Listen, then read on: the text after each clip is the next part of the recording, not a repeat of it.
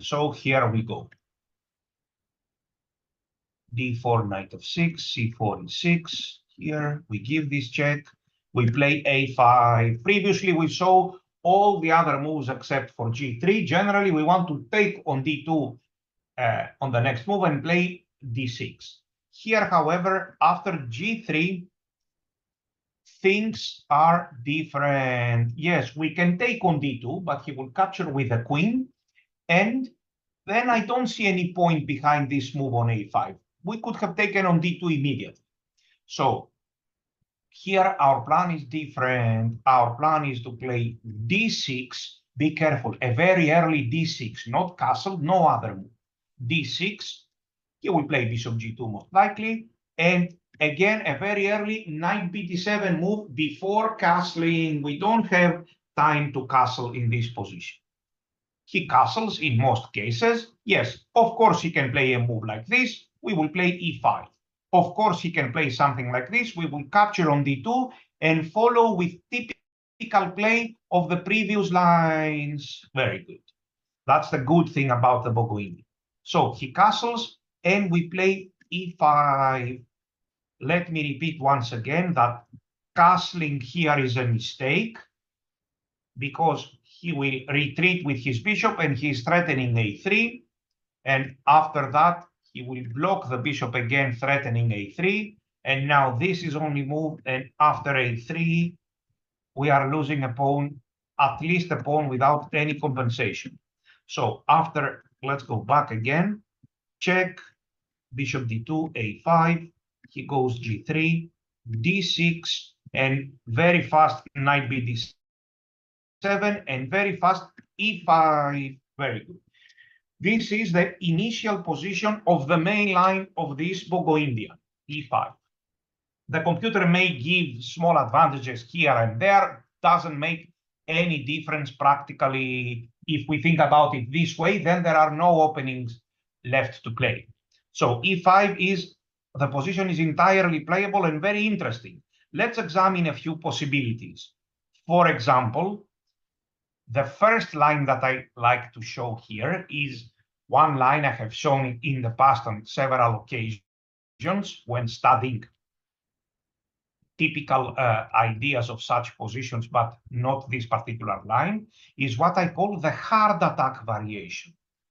Why? Because if white gets to play this move, which is almost playable, we risk dying of hard attack. But if we manage to survive after bishop h6, we will find this move, g takes h6, and after a3, there is this, white was hoping for compensation. For example, if we take on a3, this pawn, we are one pawn up, but he has good compensation.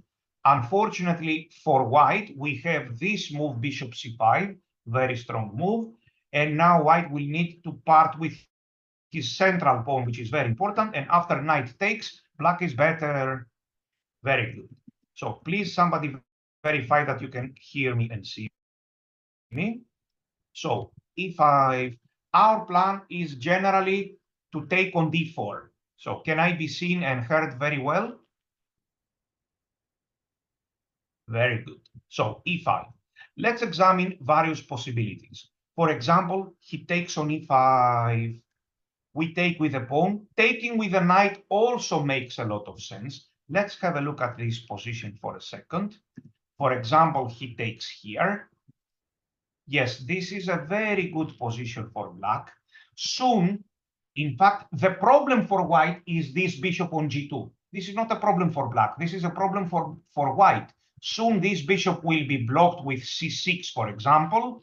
And this pawn here is very annoying, restricting white's options. And additionally, we have a very nice square for our king in the center of the board. So here it is white who has to be very careful. So D takes E5. We can take with a knight, but we can also simply take with a pawn. For example, knight C3. We castle. Let's clarify something, please. Let's suppose we play C6 and he goes A3. after taking on c3. Taking on c3 is a mistake. After taking on c3, this is not a light square strategy. There is a huge difference between this position and the position with a light square strategy. What is the huge difference between these two positions? Who can tell? Here, for example, if we play bishop takes c3, white plays bishop takes c3, and he has a big advantage. So what is wrong with this bishop takes c3? The difference is that if we take here, which is absolutely bad, in the light square strategy played here, there is a white pawn on d4 and a black pawn on d6. So this bishop on c3 is blocked, and it's the main problem of white's position. Here, however, after the moves d5, d5 have been played a while ago, white's bishop on c3 is the pride of his position. So in fact, here there is no room for bishop takes c3. We must retreat with our bishop here on e7. This is a playable position, and generally in practice, black is scoring very well because white is running the risk of ending up with a bad bishop, in fact. Is this a Catalan? Not at all. This is a bad bishop hitting on his own pawn chain, and we want to develop our bishop and make it even stronger than white's light square bishop. So this is why black is scoring very well in this position. So after d5, d5, if he plays knight c3, we can play c6, or we can just castle with a very good position. For example, here I give too many moves. It's not really necessary to know them. Like, not even grandmasters know these moves. I give queen c2, I give a3, I give various possibilities like this move or c6. Too much theory, which we don't really need. All you need to know is that you can play something like this, and bishop f8 or bishop e7. The pawn will go to c6, possibly queen c7, with very good play for black. That's it in the lines with d5. Let's clarify, please, after e5. Let's clarify which are the possible moves. There are several bishop moves for white. For example, here threatening a3, we take on d4. Here threatening a3, we take on d4. Or even bishop here, we take on d4 again. There is this move which we just saw. It's harmless. We take with a knight or with a pawn, most likely. There is this move intending to play bishop c1 and win. Things are not so easy. And the main line is knight c3. So let's clarify them again. D takes e5, this position. Bishop moves from d2. Knight c3, which is the main line, and possibly even e3. Okay, here are some possibilities. Bishop g5. He is threatening a3 to win the bishop. So we gain the c5 square for the bishop. Generally, his bishop is exposed on g5, but for some reason, this move is considered very like one of the main lines for white. I don't really like it for white. So he takes here. Now we will castle, or we will play h6. It's the same. Let's say we castle. He kicks the bishop away. We go here. We don't even need to know theory anymore. White can play all sorts of moves here. For example, I produce this novelty, queen c2. See, we don't really need to know any theory. We can play rook e8 here. We can play h6 so that he will determine the placement of his bishop. For example, he goes here. I will play this flexible move, rook e8, with very interesting play for black, very interesting and dynamic play.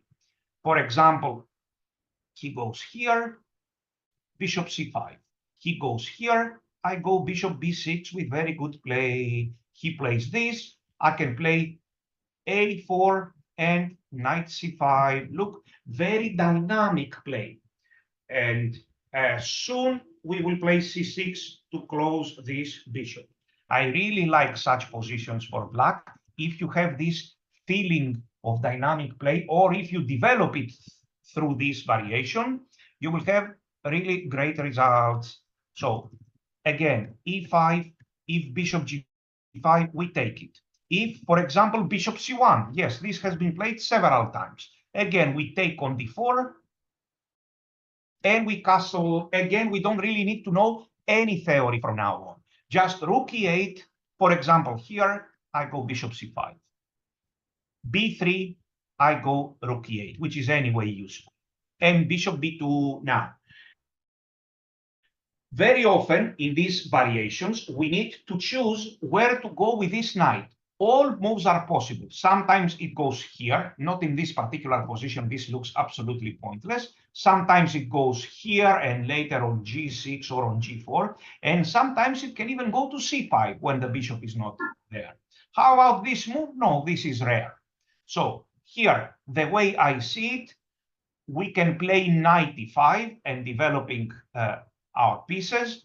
I can play c6. I don't see any reason for that now.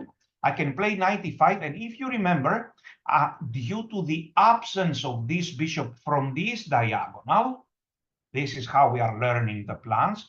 Instead of knight e5 or possibly c6, there is another possible move for black. Which move is that, please?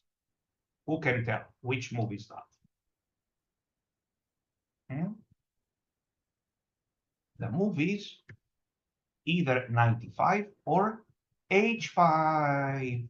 Previously, with the bishop standing on c1, he would have played this, so h5 is not possible. Here, h5 makes a lot of sense. Possibly 95 first, but generally h5 remains one of our basic ideas. For example, here, c6 is one possible move, and h5 is another move. Again, with very good counterplay. White can play all sorts of moves. For example, if here we go bishop a7, sometimes we even allow this bishop to be captured on c5, but you need to know very well what you are doing. For example, we need to have to gain something after allowing knight takes c5, d takes c5. Here I don't see anything good for us. So we will just go bishop here, and white again can play all sorts of moves. Let's say I choose this move, weak here. So possible moves for black. We can play queen e7, not queen e6, obviously. We can play queen here. We can play this move, bishop d7. This move to provoke h3. Sometimes the idea of this move is to go here or here, and then bishop h3. Very good. So, for example, he goes here, queen d7 with nice play. Is queen d7 a good move? Well, now calculation has begun. Now one needs to calculate. Very good. But I really like black's counterplay. It's objectively very good. So, once again, we are in the main line, a5, g6, very early knight bd7, and e5. We examined bishop g5. This move, we have seen it before. It's simply a bad move. We just take on d2 and play knight c5 with very good play for black. Black is practically better. Another move for white is bishop e3.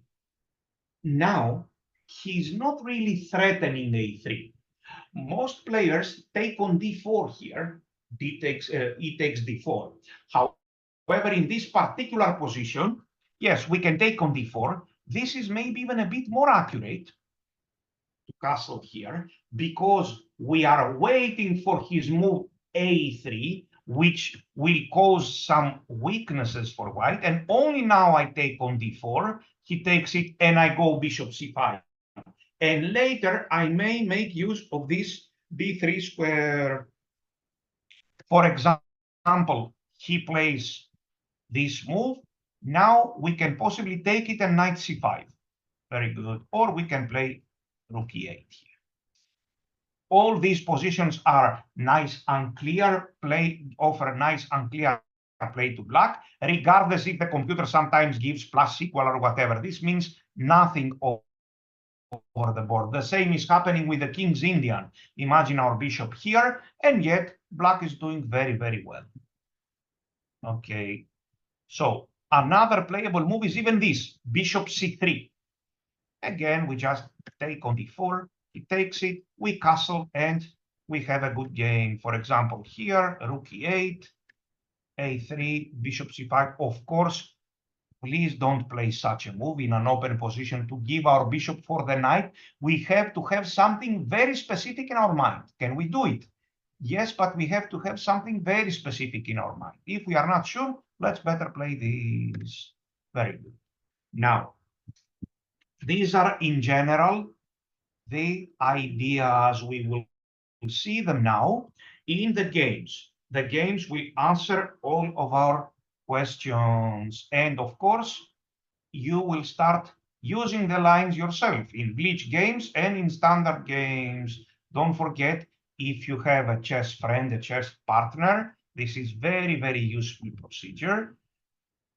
Force him to play a thematic match, to play g3 here, after d6, bishop g2, and after knight bd7, castles, and e5. From now on, he is by himself, all alone, and so are we. And we are trying to use the ideas that we will acquire here. So in this game, between two players of high level, 2300 with 2450, white played this rare move, and d takes e5, and he played knight c3. One cannot foresee all the possible moves for white, cannot know in advance all the possible moves for white. This is not the way we play chess, but the most basic ones and the most threatening ones. Yes, for example, he can play here. Okay, we will play. What is the theory here? There is no theory. Possibly bishop e7, let's say here. Possibly we will return back, followed by h6, for example. Yes, this is not theory. It couldn't be theory. Possibly it has been played one time, but it's not theory. It is just typical play. So let's see. d5, d5 was played, and knight c3. So two possible moves for black here, please. You don't even need me to tell you which are the two possible moves. What can black play here? We are in the rare d5 line. Let's see. It's not difficult to see what black can play here. Black will either play c6 or castle. Both moves make sense. He played c6. Very good. So white goes queen c2. You can be sure that this wasn't part of some very big preparation or whatever. Nothing like that. This position is comparatively rare anyway. So black castles, and this move was played. Of course, if a3, this time we will not capture on c3 because this is not a light square strategy. We will play this move, bishop e7, with good play for black. Maybe in worst case, white is slightly better, but it doesn't really matter so much. Practically we have a lot of play. So rook a d1 was played, and rook e8. This is a good move. Can we put the bishop on c5? This is a good question. Can we put it here? Well, not really, because this is a very annoying move this time, as it seems. And after this, maybe he can play c5 or b4. Yes, sometimes it may make sense, but generally this knight a4 is annoying. That's why we will put it here. So let's see, rook here, rook e8. Because if we can, we would rather put it on f8. And here, so this is unclear play. White played this move, knight a4. And now black could and should have played this brave move, b5, and he has very good play. C takes b5, c takes b5 here, and bishop a6. Generally, if we manage not to blunder anything here, we have very powerful play. Okay, this is just some analysis, and black is much better here according to theory. We won't spend more time on this rare d takes e5 line. let us now start with the real stuff. This game between Ioannis and Vladislav Tkachiev, famous grandmaster from France. This is one of the best strategical games I have seen in my life. Very high level game, and it belongs to the category the art of keeping the bishops. Black gains the pair of bishops, and he keeps it throughout the game to win a brilliant game. Let's see. Bishop g2, he goes knight bd7, castles. Black has a rating of 2662. So e5, and white goes bishop c1. Very good. Threatening a3. Black takes on d4.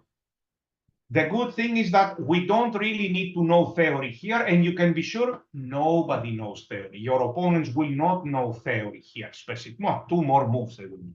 So knight takes. It is so obvious that the two players are already using their brain, especially white. So white played knight c2, and now a very interesting move by black.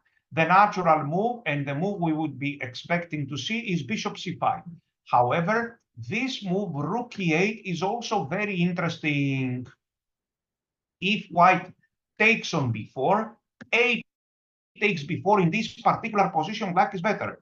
Pay attention to this pawn on b4, which is really annoying. Now we have some energy along the a file, and this pawn is interfering with white's natural development. For example, how about the pair of bishops? Yes, the pair of bishops is a general argument.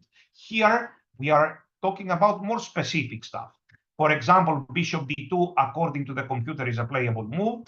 And now knight e5 for black. And after taking, knight takes c4. Black is slightly better here due to his better development. So bishop g4, yes, the pair of bishops are good, but faster development compensates for that and gives the advantage to black. So after here and rook e8, very good move. White played a3, black played bishop c5, and white played here. So let's see. Already on the first session of these lectures yesterday, we have studied some typical ideas of these positions. How should black continue here? What do you think? Let's see. How should black continue here?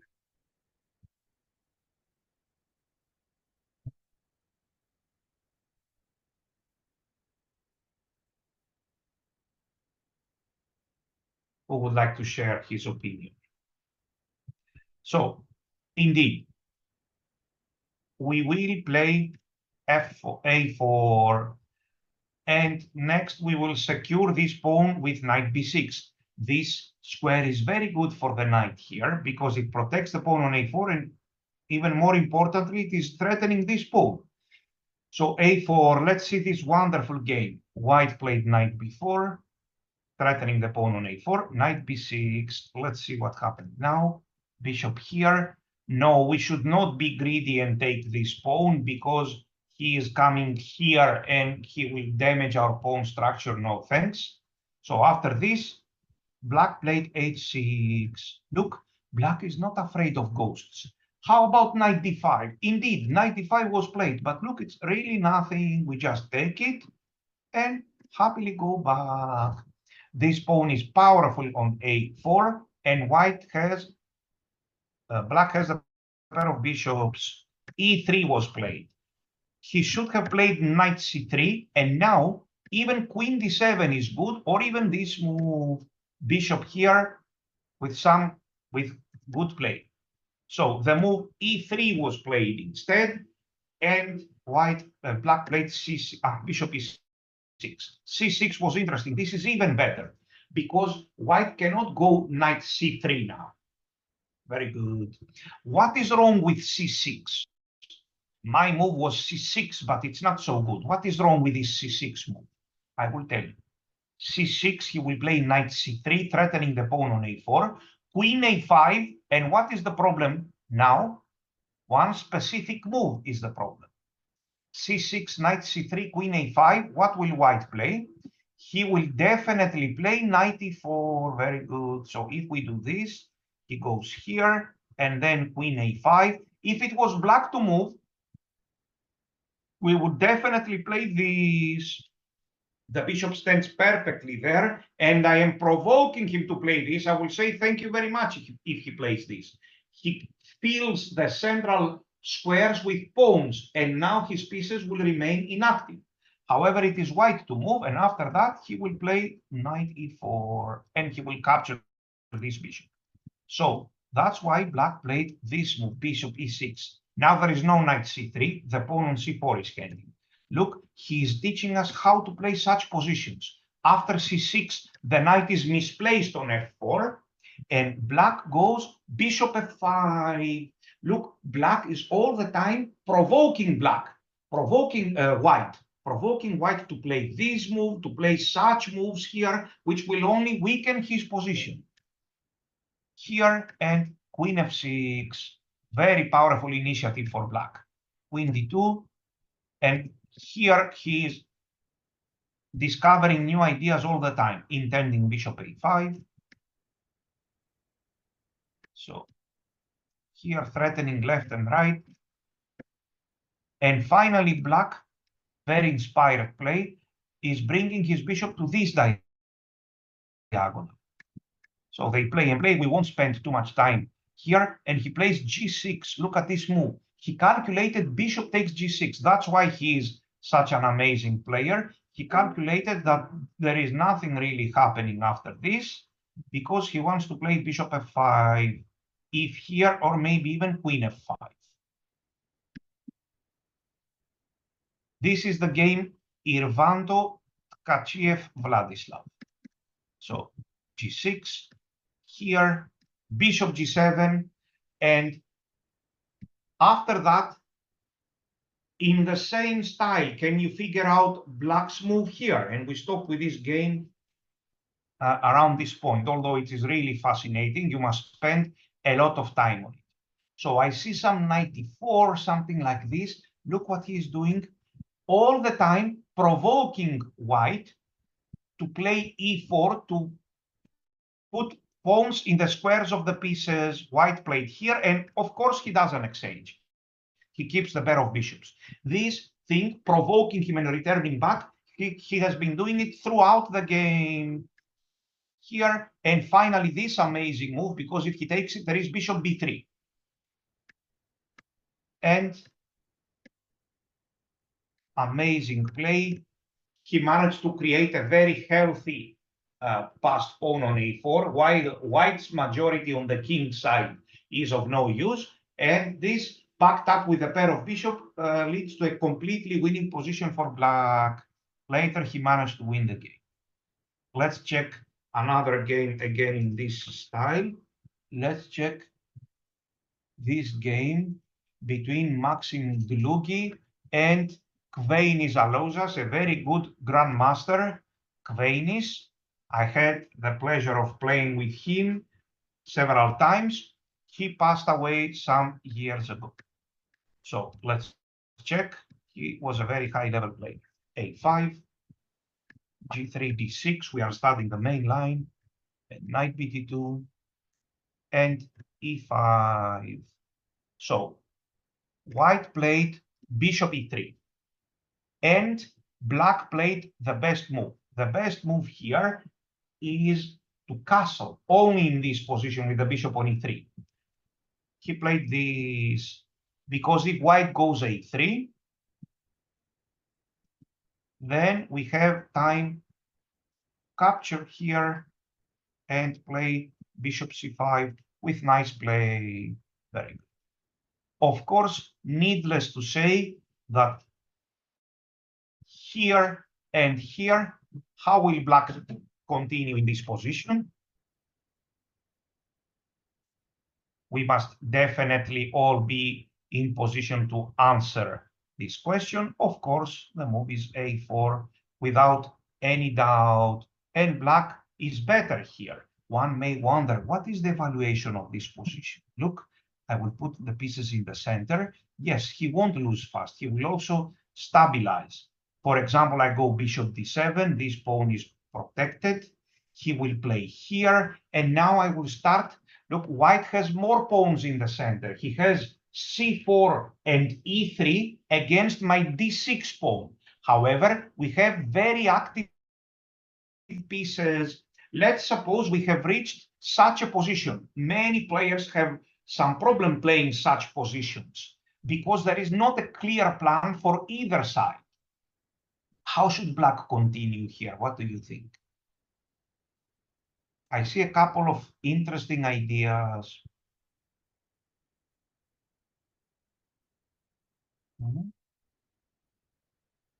One interesting move is c6, but I don't really see the reason to play here. It does make sense, this c6. One very interesting move is h5.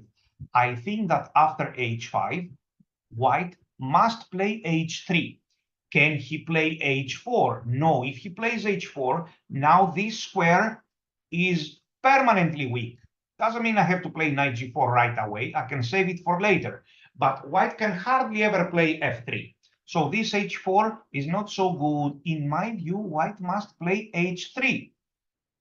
Because if he plays any other move, let's say here, look, we play fearlessly. We play h4, and now we keep the pawn there, and at a good moment, we will decide whether to push h3 or take on g3. Once again, if somebody asks, what is the meaning of taking on g3? Possibly this is better here, but what is the meaning of taking on g3? The meaning is that now this square is a strong square for black, and we have good counterplay. Very good. Other playable moves are, for example, this move. And the rook maybe can one day operate through the fifth rank. Very good. And a nice game is ahead, complicated game. So we castle, and white played queen c2. Black played a4. This is an interesting move. Rook d1 was played. Once again, if a3, if we take intermediate move, and bishop c5, for example, rook d1, we take it, and we play knight c5 again. This is an interesting version of the king's Indian in one sense. We haven't played g6, but it's quite similar. Okay, let's see how they played. Rook d1. We are now on move number 10, and yet we are way out of book. And this is exactly what we want. Here, the possibilities are so many that it's meaningless to memorize. Only the basic ideas are important. And already the players, of course, are in unknown ground. So rook d1 was played. He takes on d4 finally. Bishop takes. And rook e8. Black is doing very well. Knight c3 was played, a3, b3, c6. Please be careful. What is wrong with knight c5? Sometimes the knight goes to c5. What is wrong with knight c5 here? Tactics remain in the Bogo Indian and in every other opening remain the most important thing. Knight c5 is in fact a horrible move. One move like this, and it's the end of the game. Yes? He just takes here, and knight d5. Or even here, again, knight d5. Okay. So he played c6, controlling d5, and knight d1. Okay. And bishop c5 was a mistake by Ioannis. He should have played knight c5 again. This time it's working perfectly with very good play for black. Very good and clear play. In the end, after several complications, black managed to win. Let's check now a really, really very high level game, which is, let me find it, this one, between Giorgos Papadopoulos and Yannis Nikolaidis, Grandmaster Yannis Nikolaidis with the black pieces. So let's check. This game was played in 2015. You will see many grandmasters using this line occasionally. Why doesn't everybody play this line permanently? Because no grandmaster plays no line permanently these days. Yes, you have to use several openings. Otherwise, you will become a very easy target when somebody has a friend with a rating of 3,500. He will ask the help of this friend and you will be in trouble. So G3, D6. Doesn't mean that we will lose the game, but we may end up, let's say, a bit worse. So knight Bd7, he castles. Don't forget to play E5. And bishop G5 was played. This move, bishop G5. So black is doing great. He took on D4.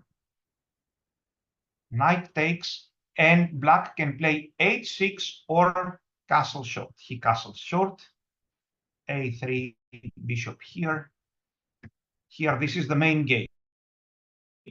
H6 and bishop f4. Remember this action. If he takes here, we take with the knight. Then he goes knight a4. We keep the bishop. Next, if it was black to move, let's suppose he plays here. How shall we continue after this? We will play c6. And we are controlling everything, and we are definitely not afraid of losing this d6 pawn. So after this operation, white goes knight d5, and we simply protect with bishop b8, this strange looking bishop on b8, but it won't last long because we will play c6. For example, queen d2, c6. He goes here, bishop a7 again, or even bishop c7 for somebody who is a bit afraid. Let's say bishop a7. Can white here really play such moves? No, such moves are offering very good counterplay for black. Simplistic logic may suggest that white will play rook a d1, move the knight from d4 and attack d6. This is hardly ever possible. Black will get very good counterplay. We may consider h5 here, or a move like queen e7, or just bishop d7 with very good play.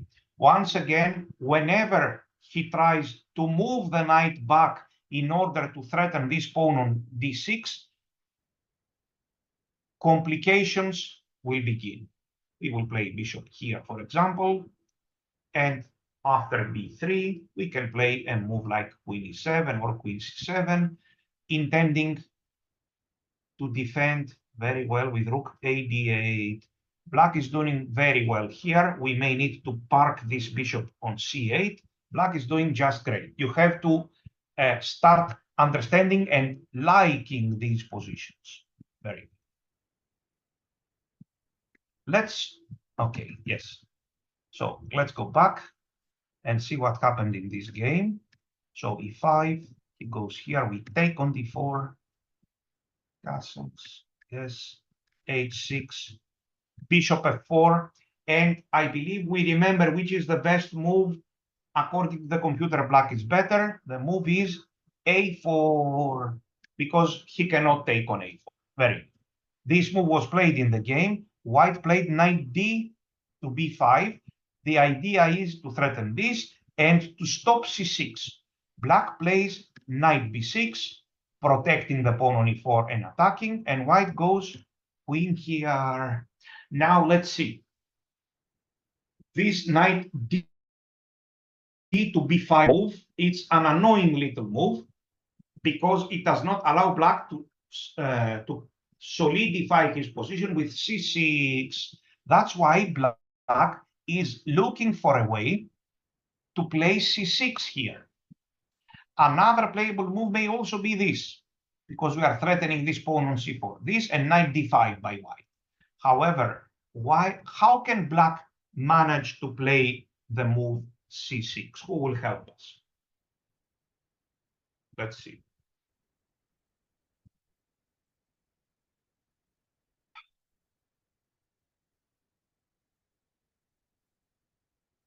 Is this theory? This is, you can even call it theory. This is very basic idea. Can I play g5? He moves the bishop and c6. I can, but I don't want to because I will weaken my king side. Yes, queen e7 is not bad, but it's a rather slow plan. Remember, plans of more than 4 moves hardly ever work. So our plans have to be fast and active. Look what happened. He played knight h5. White cannot allow black to take on f4. Bishop e3 is not possible because of bishop takes e3, queen takes e3, and knight takes c4. So he went back to c1, and black played c6 and knight d4.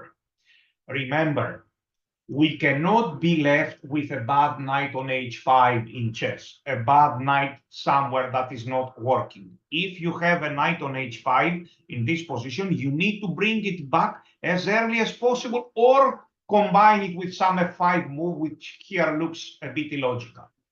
If you have a knight here, you cannot continue your game or your life without solving this problem. This knight cannot stay on a7. You must move the bishop on d7 in the very next move and play knight c8 and play here. If you leave this knight here for too long, then that will be the end of the game. The same goes for a knight on h5. I see many players putting this knight on h5 and continue playing other. No. This knight has done its job. We need to get it back immediately. So knight f6 was played. White develops his bishop again. How about e4? This is a horrible move once again for white. Really horrible move, after which it's already something like -3. Black is completely winning. This is not a King's Indian where white plays e4, c4. Here, white cannot stabilize his position. We have very active pieces. This e4 is a target, and it is even blocking this poor bishop on g2. After knight g4, black is winning. 95 is coming, and if f4, again 95. Here again 95. Very good. So let's see what happened. Knight f6, white played bishop f4, and look, one plan which is indeed quite common in these positions is d5. You will see on several other occasions, let's say on a few other occasions, this move d5 being played. It is part of a plan. It can be good. So d5, and now a very nice position for black. He allowed this isolated pawn. Here, he can even take on here and just play bishop h3. This is a very good position for black. If he's scared, he can take on d4 instead of taking on d5. Okay, here rook d8, black was better, and he won this game easily. Say, very instructive game. Let us now study another game. Work and work and work. This is the key. This is the question. Every game has something to offer. After you receive the PGN, you learn the theory, you study the games, you should look for extra games in the database. And of course, you should try the lines in bleach games initially, in thematic matches, and later in standard games. So let's see, check. This is a game between Grandmaster Keith Arkel and Grandmaster Gasanov, played in 2023. It's a bleach game. So 8-5, here d6, and knight bd7, and e5. 3 big variations. Taking on e5, this is a small one. Moving the bishop. We are now in these type of variations where white is moving the bishop. And the main line is this, knight c3. So actually 2 main moves, moving the bishop and knight c3. But there is also this move and even this move, e3. Okay, so for now we are studying positions where white moves his bishop. We take on d4. We try to get a good feeling of this, of the counterplay of such positions. We play h6 or castle first. So queen c2. And one can say we are already out of book. We must play one. Okay, I would have played h6, knight c3, finally h6, very good. And this strange move was played, which I don't like it at all. He should play this. How should we continue now? What do you think? It's black to move, let's see.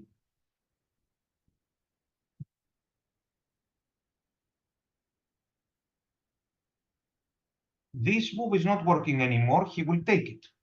Yes, previously. So I will give you the right idea. The best move is this knight e5. Now such moves don't make sense. He plays b3. They don't make sense.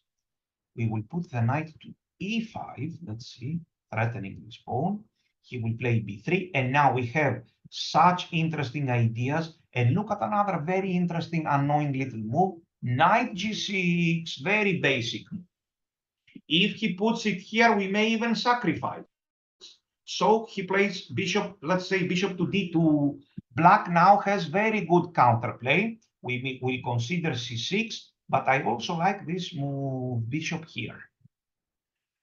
Bishop here, because I was thinking about this move, and then I see bishop g5. So now I figure out that I like this one, because if he plays e3, he has closed his bishop, and now we may consider this move h5. The plan is h4, of course. Another interesting move to consider here is c6. So it is black to move. h5 and h4 and h3 makes a lot of sense, but we need to calculate.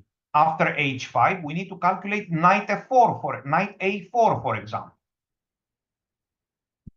If he puts this here, there is no strict rule. We can take it or leave it there. So two moves to consider here for black. Of course, the computer will know better, but what can we do? So h5, intending h4, and after this, we can play bishop a7. Here, this is not hanging because of bishop takes d4, and we win a piece. And after that, this procedure, however, this procedure doesn't mean that it's working all the time. Yes, it needs calculation. On the other hand, if we do calculate it well, then we will enjoy a really very good position. For example, here, this may come, remember these annoying little moves, this hit and run, as we call it, bishop here provoking f3, or if here we will be very happy, bishop d7, this will come back here, b5 ideas with very active counterplay for black. And of course, this move at any moment. We are annoying white from left and right, from both sides of the board. So again, remember this idea, bishop f4, knight e5. I'm trying to figure out what to do with this knight on d7. I don't like this move. Generally, this move works when he has some weaknesses with a3, and I can go knight b6 and a4. So I go to e5, threatening this one, and after b3, I can even play c6, but I like this move here because he has problems what to do with his bishop. Yes, bishop here, and look how I think this is a very basic move, either forcing him to move backwards with his knight to retreat, or to play here, which is weakening the light squares, and at the same time, it is stopping bishop g5. So this is how I would have played in this position, h5 intending h4. Very good. Let's see how they played. That's the nice thing about this position. A lot of counterplay and zero theory.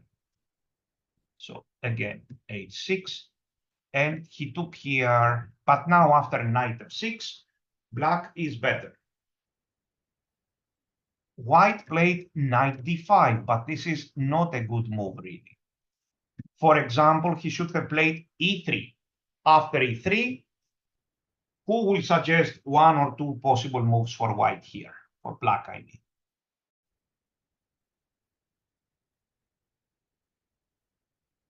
One possible move is this, of course, h5.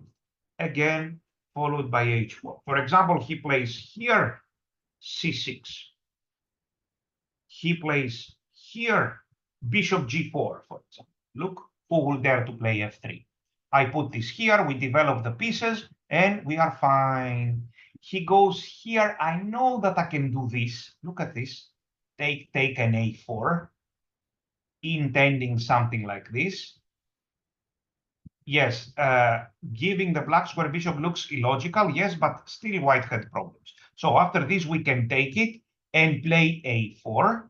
Another playable move, who remembers it? Another playable move, completely changing the nature of the position, is this one, d5. Very good. But of course, after a3, the move that makes most sense is to go here.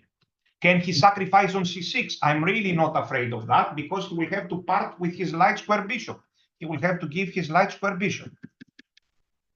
So black is gaining good counterplay. Knight d5 was played, and bishop c5. He could have even captured this knight. Knight here, and just takes on d5, and black is better. Bishop d7, kicking the knight away, and don't make any mistakes. Such a position is clearly better for black. One player with less experience may think that, oh, this is going to happen, e4 and king h1 and f4, and look, a to e1 and e5. I can assure you that this is never going to happen. The pieces have a lot of dynamics. So a4, yes, indeed, this is a very good move. And another good move is b5 here, intending quite often b4. a4, queen f6, because he saw that after this he will play queen g6. So here white is threatening knight e4. And we must know by now, if somebody has studied the game by Tkachiev, he can find the move. Actually, I see two good moves for black here. Let's think about the moves, please. Two good moves for black. Very instructive game. Which are the two good moves for black?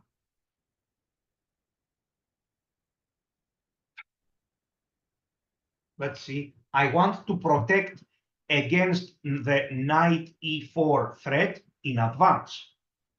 So one very good move is bishop f5, really very good move. And another good move is queen e5. He played bishop f5, queen e2. This is a very bad move, really very bad. Here, we will happily get back to d7. And once again, all hopes of playing king h1 and f4 and e5, they are bound to fail. Very good. So another playable move, however, is centralization. Look at this move. Queen e5.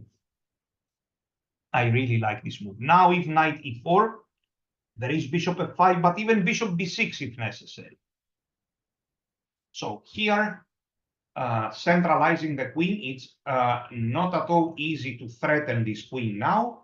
And next move can be b5, f5, h5, with very good play for black. Whenever the position opens up, white will be crushed. Okay, this is what happened. So bishop f5, queen e2, and some protection here.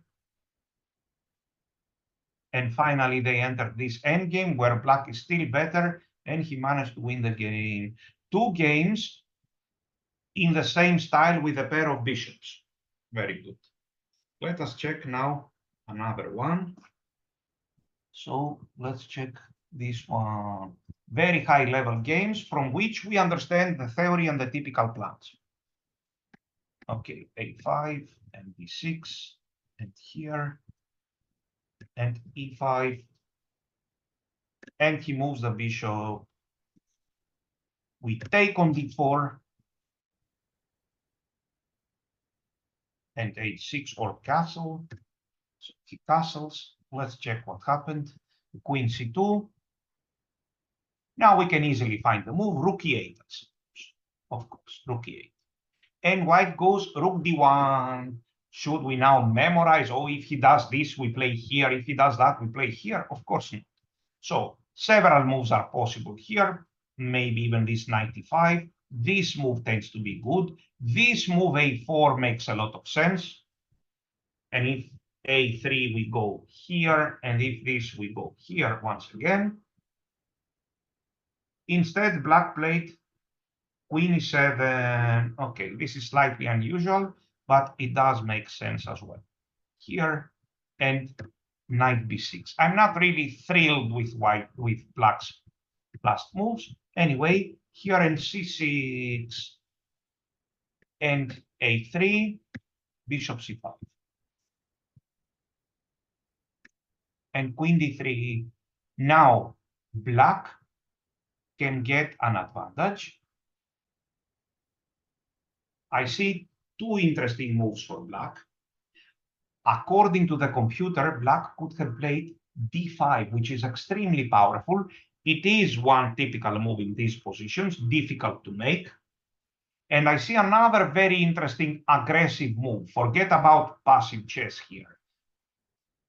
He played knight g4. This is the aggressive move, threatening to go to e5 and targeting this pawn on f2. However, an even better move would have been this one, d5. Let's check this kind of position. C d5, we take with the knight. Again, we take with the knight. If he wants to give us an isolated pawn, then he will have to give his bishop. So c takes d5. Again, whenever white dares to move this knight from d4 backwards in order to win this pawn on d5, black will gain tremendous activity. Not to mention that this little pawn is also hanging. So, for example, bishop here, bishop g4 with an advantage for black. Very good. Let's suppose he plays something like this. We will consider even taking here because it does make a lot of sense. We will consider, or a move like this, rook a to c8, with very good play. Don't worry about this pawn on d5. Like, imagine this position. Again, it's playable 100%. Yes, with one pawn down. Again, we have a lot of play, a lot of compensation. Very good. So let's see how they played. Knight g4, a4, f5. Okay, with good play for black around this point, knight e5 and queen f6. Around this point, we will stop the analysis of this game. Say, okay, very good. And now let's see something else. So again, d4, knight f6, c4, e6 here, bishop d4 check, bishop d2, a5, d6, an early knight bd7, and e5. He can take on e5, or he can move somewhere the bishop from d2, or he can play knight c3. So here we come in this line, knight c3. This is, in my opinion, the main line of the main line of the main line. So knight c3, we castle. Very good. What is our plan here? Depending on what white is doing, we can play for a light square strategy or for a dark square strategy. If it was black to move again, we may consider this move. We may consider taking, which is very similar to the positions where the bishop was moving, or we may play such a move and keep all the options open. our basic plans are two with black, depending on what white is doing. Either take here and typical play in the dark squares, or light square strategy. So here, this is in fact my game. I'm very proud of this game. This is the game that was played in 2017, if I remember correctly. It is in European National Team Championship. I'm playing with Grandmaster Stashnik. He has the white pieces. His rating at that time was 2548, and my rating was 2652. So more than 2650. I was very happy to have a high rating for a change. So he played Rook C1. He is a well-known theoretician, and yet he was not well prepared. He was not expecting this line. So what did he do? He played a logical move by his mind, Rook C1. Now we are already out of book on move 9. Yes, on move 9. Sometimes you may think a player of 2650 must know a million moves of theory. No, I have said that several times again and again. No, they don't. They know the plans, they have experience in the positions, they calculate well, but they don't know the same amount of theory in every position. Absolutely not. So here, after Rook C1, I was completely on my own. I can take on D4, or play Rook E8, or even play C6. I played this one. Indeed, this is playable. Take, take, and now, for example, Rook E8, maybe even this. Look at this strange little move here, hoping for this, which will not happen. And after this, I will play here. And after, let's say, this move, I will play, of course, our familiar knight b6. You see, from totally different position, the same ideas may occur. However, since I'm a big fan of the light square strategy, I chose this move, Rook E8. And my opponent played Bishop G5. So how about A3? How should black continue here? I believe we must all know by now very well. Should I take on D4 or should I take on C3? So, of course, I will take on C3. And after that, how should black continue? Let's not mix different things with each other. This strategy with knight e4, knight takes c3 has nothing to do with this position, right? So here we have to do, of course, with light square strategy. E4 is the move. Remember, in this position, e4 and later d5. If in this position the moves d4 takes e5, d6 takes e5 are played, there is no light square strategy. Yes, in order to play for a light square strategy, white needs to have a pawn on d4, which will later block this bishop.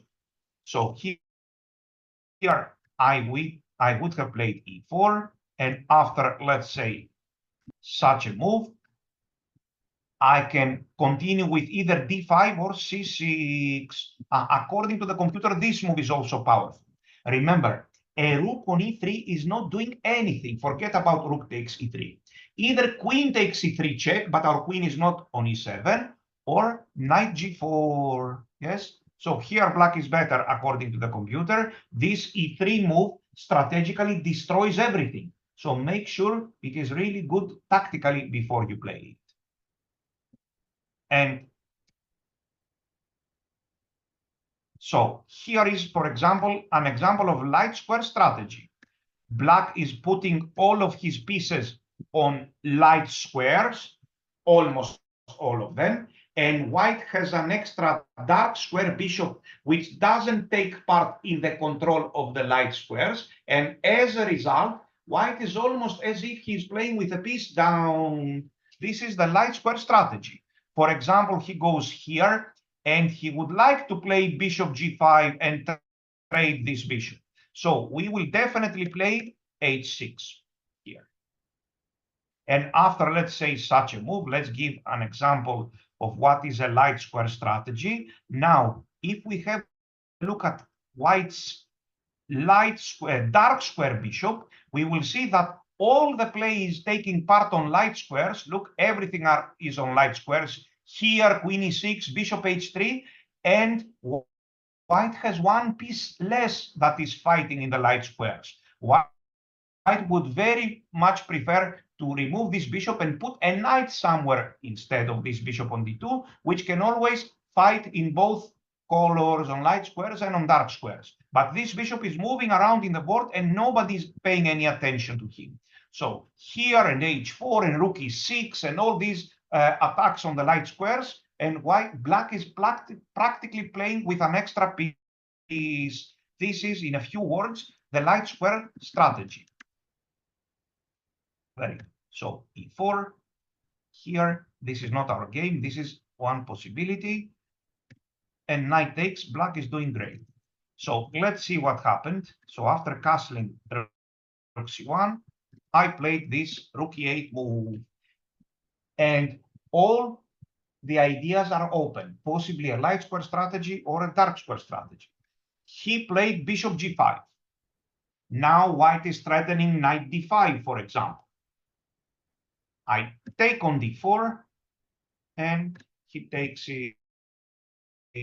How should black continue here? Let's see. How should black continue here? We are already familiar with these little moves. Of course, I played h6 to get done with this tension. He played bishop e3. If he takes here, I will take with a knight.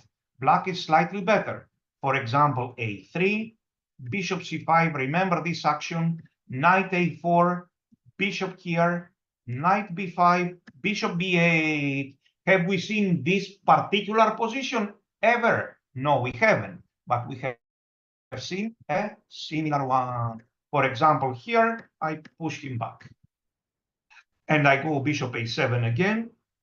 And once again, very good play for black. Let's see what happened in this game.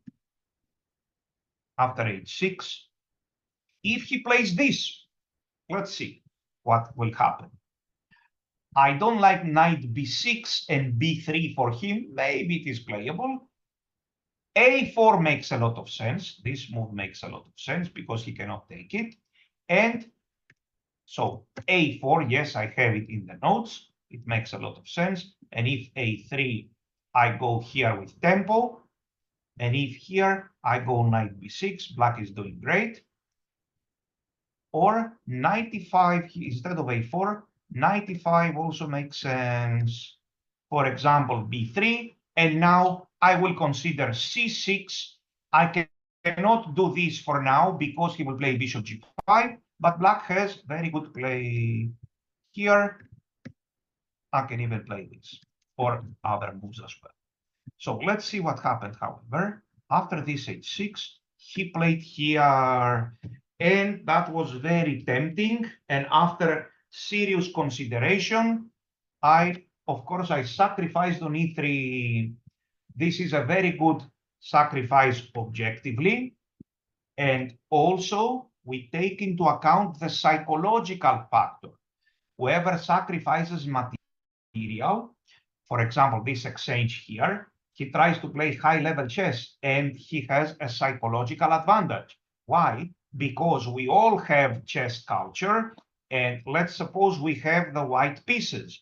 We all have chess culture, good enough to know that we do not like the image of these two pawns here. And when somebody doesn't like his own position, he tends not to play well. So this is an extra argument about the sacrifice. There is plenty of counterplay, and I managed to win a good game. Here, we always take it and block with bishop c5. Here, and if necessary, I will put it here, protecting the pawn on c7. And there is a lot of compensation. Let me proceed with this move, with this game very fast. I happily gave my bishop because now I have two powerful pieces on the dark squares, and he has an inactive bishop on g2. Finally, he offered this rook on d3. I wasn't taking him for some time. Finally, I decided to take the rook, and then I managed to win my favorite type of endgame, which is opposite color bishop endgames with queens on the board. So here, and you will see the rest of the game. That was a nice achievement by me. Let us now check this game. So this is the game between Bobby Palacios with the white pieces and famous grandmaster Kevin Spraggett with the black pieces. This game was played in 1995. Let's check what happened here. So a5, we are starting the main line with g3. We have seen all different lines having things in common with each other. For the moment, some of you may be a bit confused with this line or with that line. Of course, these are first time that you see all these things. Yes, for me, I became very familiar with these ideas after years of studying such positions. So you will spend time and you will become an expert. So again, bishop g5 was played. d4, actually no, this is the game, knight c3, castles and queen c2. This is what they usually play. Here, rook c1 was played by Grandmaster Vtashnik against me. So queen c2 is the main move. And now there are two moves for black. Black can play c6, which is the move that Kevin Spraggett used to play in this position. The idea is, of course, what is the idea after c6? If it was black to move, what would black play here? Once again,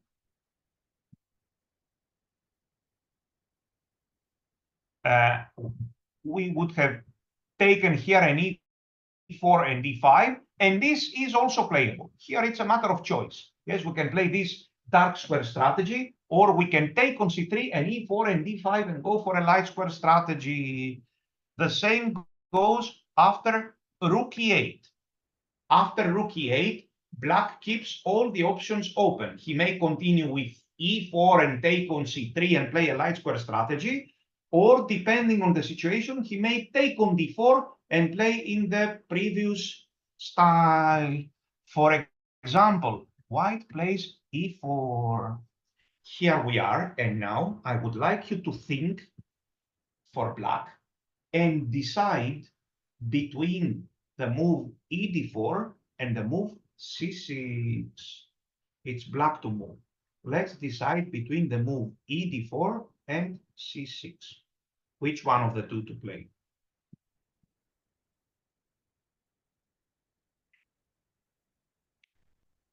Are they equally good? Is something really wrong with one of the two moves?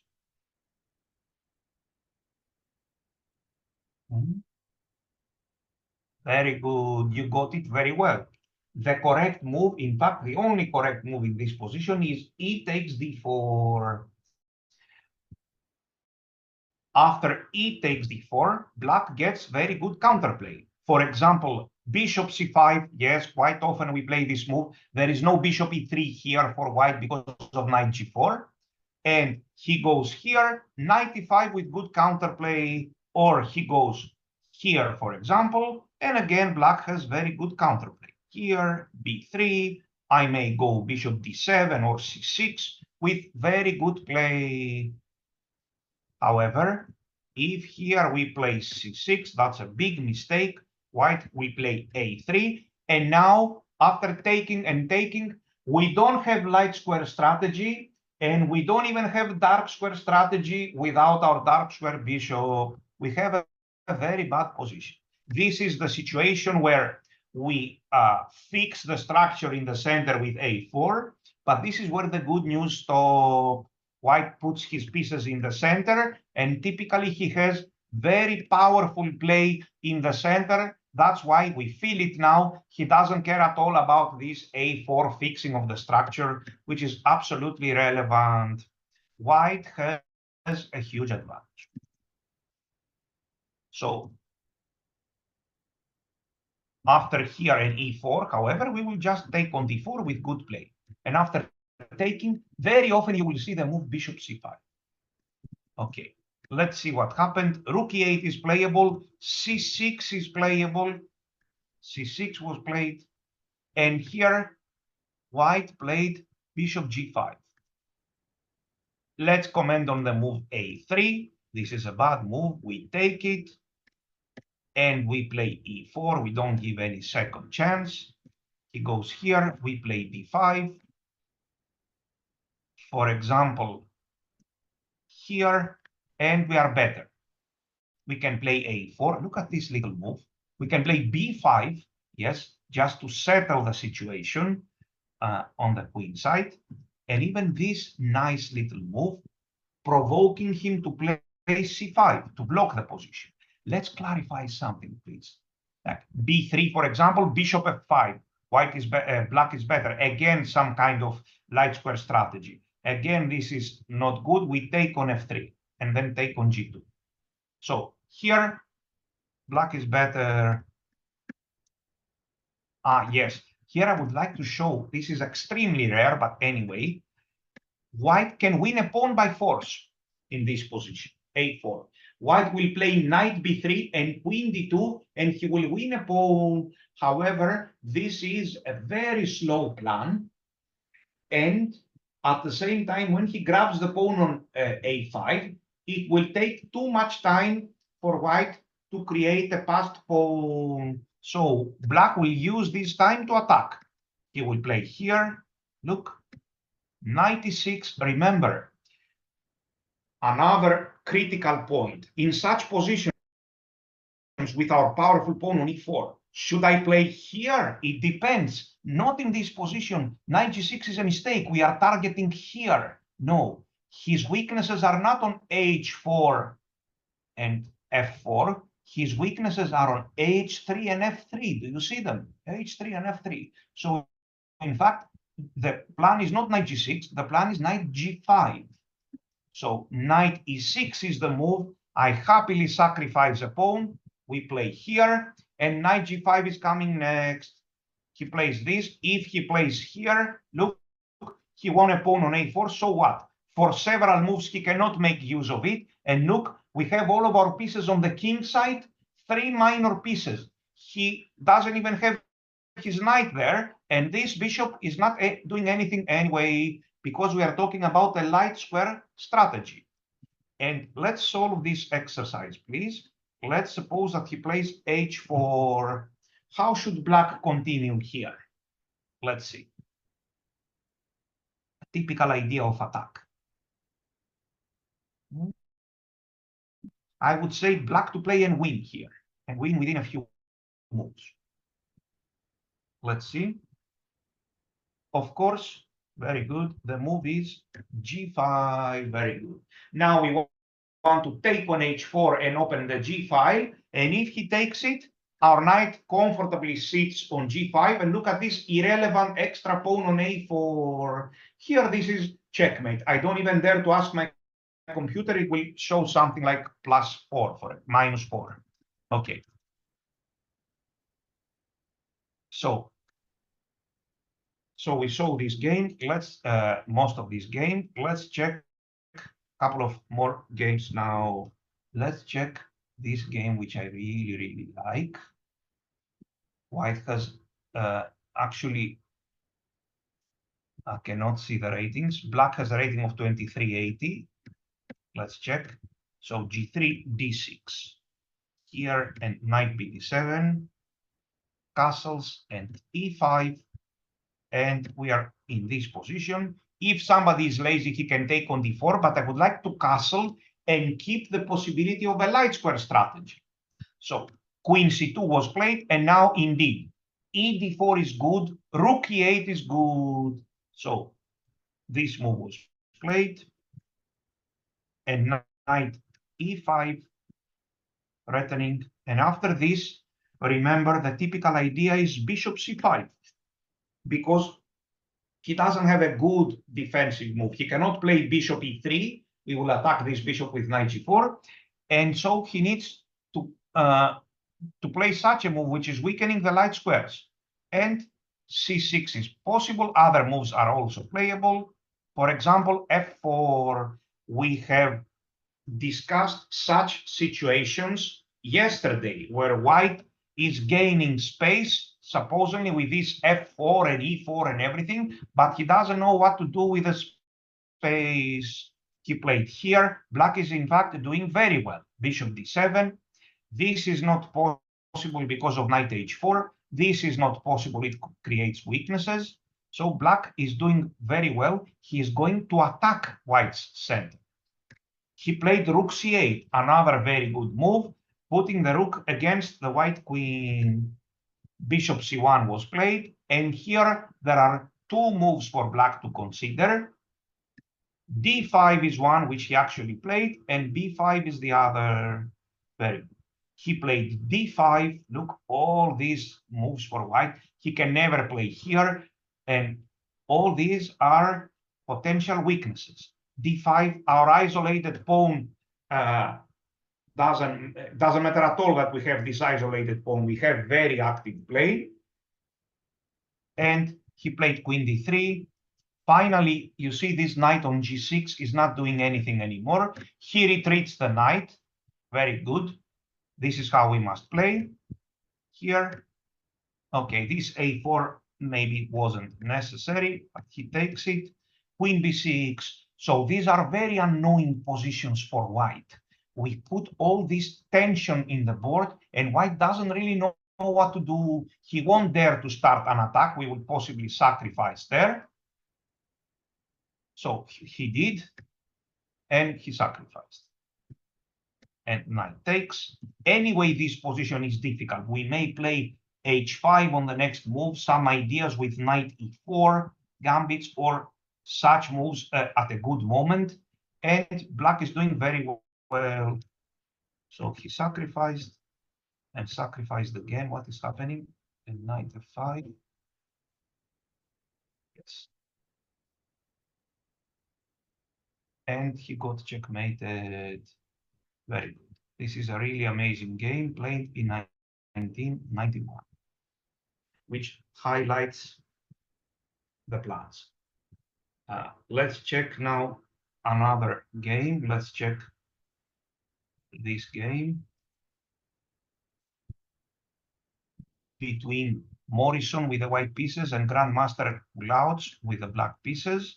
So d6, and here, and e5, and bishop e3.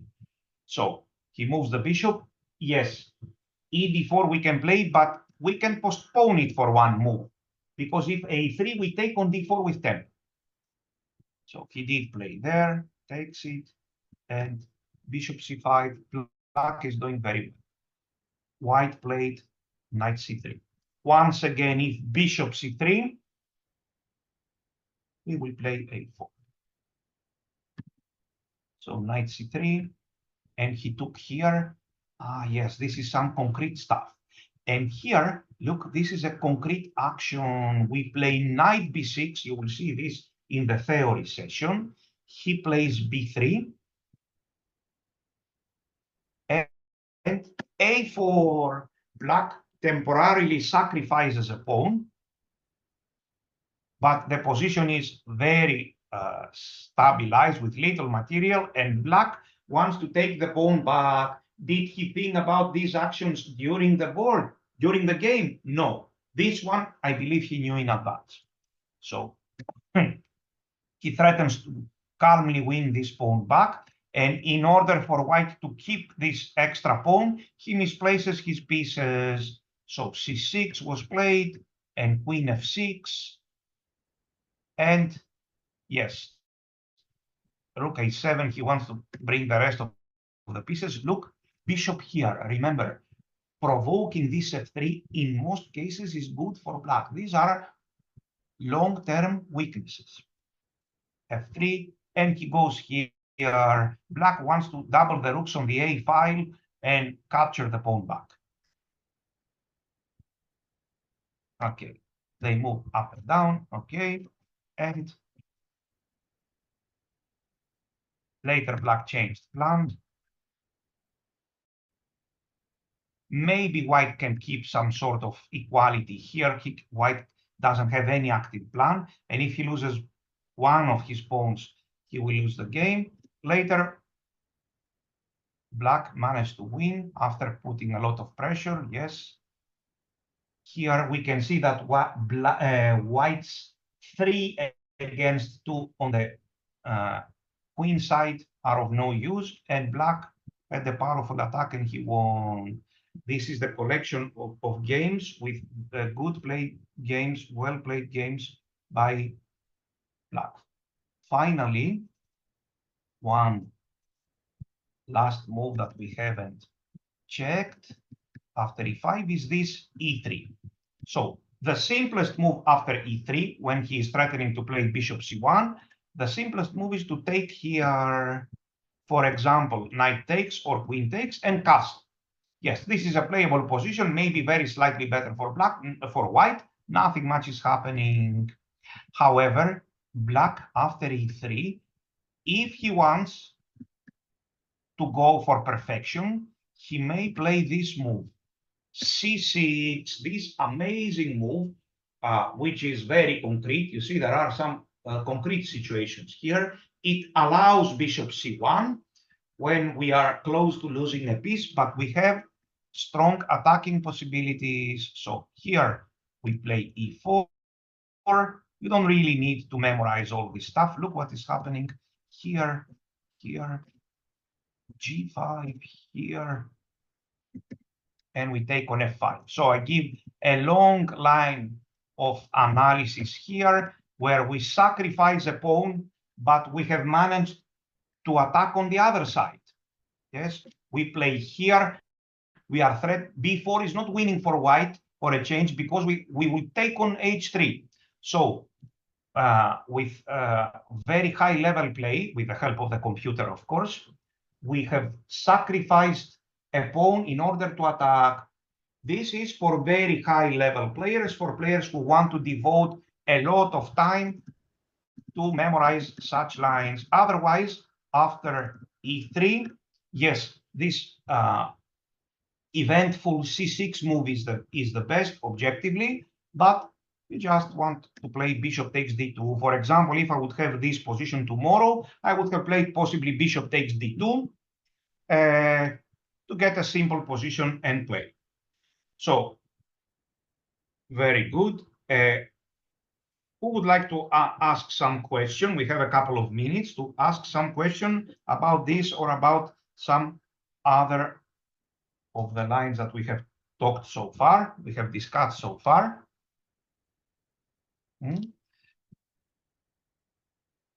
Here, we need to know just a few things, but not really memorize something tremendous. Save.